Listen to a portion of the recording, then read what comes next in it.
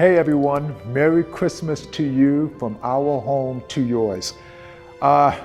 Wonderful time of the year, they'd like to say it is, and one of the great things about Christmas is that we get to sing Christmas carols and we get to exchange gifts, we get to talk about some of the things that happened at the very birth of Jesus. And one of the more common stories and one of my most famous narratives about the birth of Jesus is an account found in Matthew chapter 2.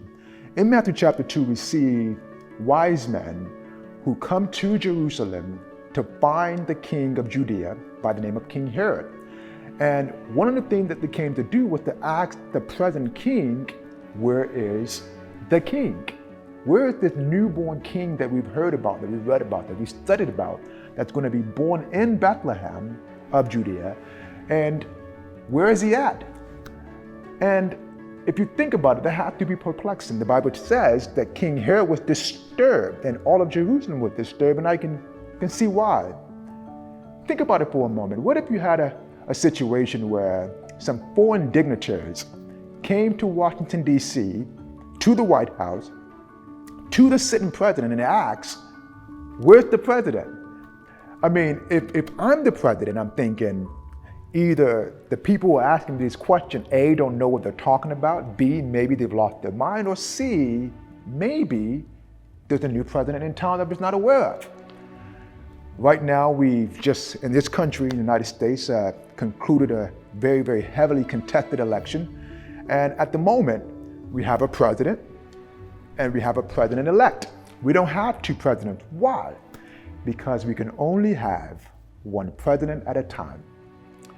And so King Herod understood then, just like we understand now, that there can only be one person on the throne. There can only be one president at a time. There can only be one person over office at a time. And yes, there can only be one king at the time. And so if King Herod established the fact that there is a newborn king in town, and if that's true, then what does that make him? And that's the reason why he made that draconian decree, that barbaric decision to kill all the babies in Bethlehem that were under the age of 2. And while on the outside and externally looking at it, it looks terrible, and it is. When we think about it deeply, we recognize that he was trying to protect his throne. He wanted to remain king. He didn't want to give that up. If we relate it to our time and now, this year, 2020, has been one of the most uncomfortable years we've ever witnessed in our entire lifetime. We've seen in 2020 a global pandemic that has upended our lives and disrupted our lives in a way we've never experienced. And one of the things that it's kind of shown us is that we're probably not in control as much as we think we are. I remember that when the pandemic hit at its very early onset, we saw two kinds of people. On one end, we saw some people who panicked. I mean, they ran to the store and bought up all the bleaches, all the Clorox, all the wipes, all the toilet papers, bought up all the waters, and made it seem like the end of the world was coming. But on the other hand, we saw another group of people who just decided they were not going to listen to the rules.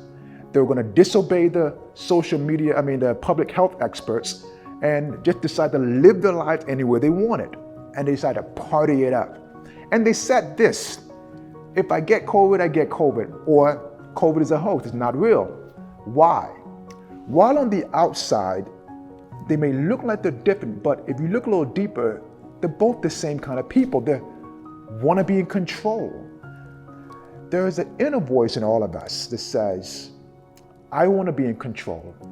I want to live my life the way I want to live my life. Nobody gets to tell me how to live my life. I am the master of my own fate. I am the boss. I am Lord. I am the king.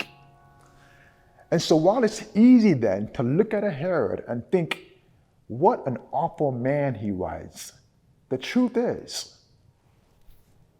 we all have a little Herod in all of us.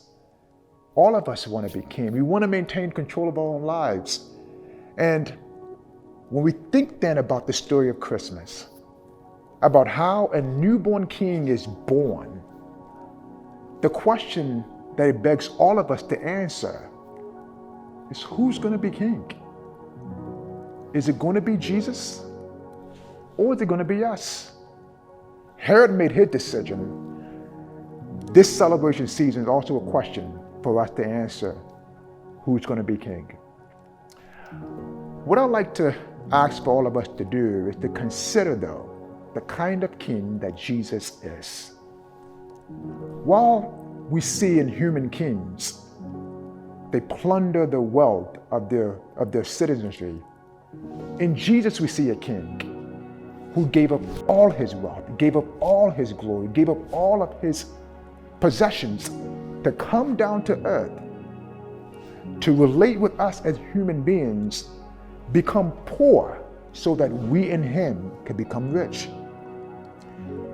While human kings take advantage of the poor, we see in Jesus a king who lifts up the poor.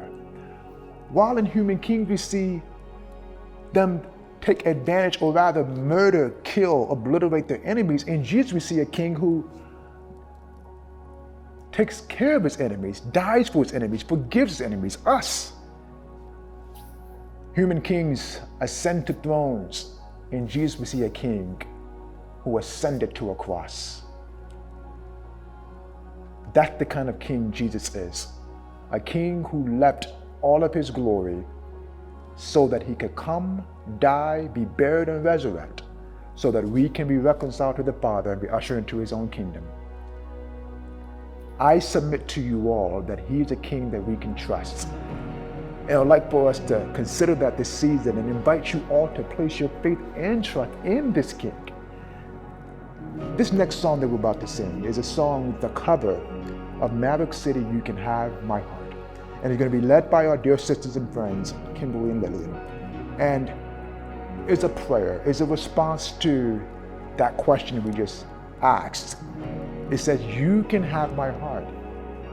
And so, in view of us considering all that Jesus has done and all that Jesus is, would you make that same declaration today? That you can have my heart.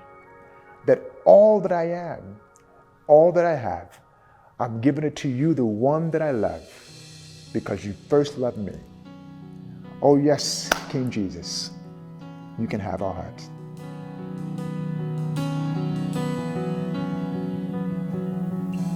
You love with no reservation.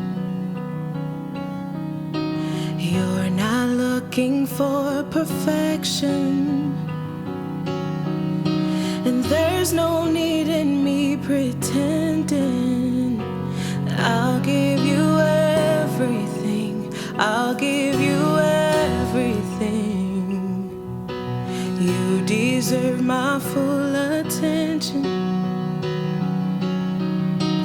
Nothing less than my devotion. Oh, speak to me and I will listen. I'll give you everything. I'll give you everything. Oh, oh, oh. You can have my heart. You can have my heart. Oh, oh, you can have my heart. Have my heart.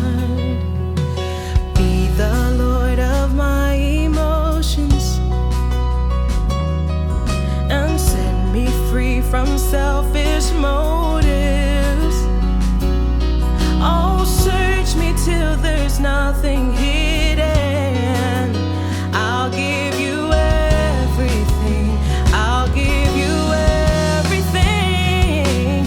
Oh, oh, you can have my heart. You can have my heart. Oh, oh, you can have my heart.